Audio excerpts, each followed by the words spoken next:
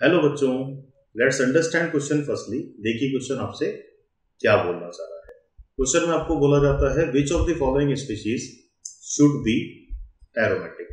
तो एरोमेटिसिटी की जो कंडीशंस हैं, compound should be cyclic, compound should be planar, compound should be resonating और डीलोकलाइजेशन इन्वॉल्व और पाई इलेक्ट्रॉन की कंसिडरेशन होना चाहिए 4n+2 अकॉर्डिंग टू हकल रूल।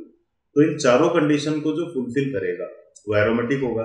अब देखें कि ए कंपाउंड, इसको बोला जाता है थायोफीन।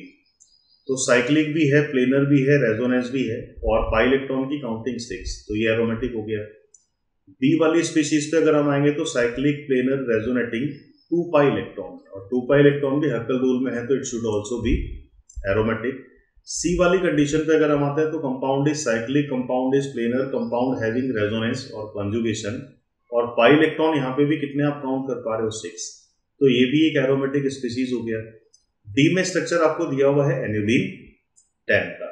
अब देखिए कि अगर इसमें हम कंसीडर करें तो ये जो पर्टिकुलर हाइड्रोजन एटम है, अगर ये प्लेन में आ गए तो ये हाइड्रोजन एटम अगर सिमिलर प्लेन में है तो ये एक दूसरे को रिपेल करेंगे और इस वजह से ये अलग अलग प्लेन में एग्जिस्ट करते हैं।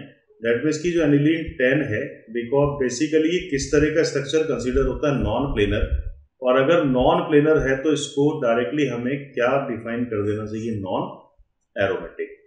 तो एरोमेटिसिटी वाले जो ऑप्शन आपको मिलेंगे that are A B and C, because aniline 10 is non planar and it showing non-aromatic behavior.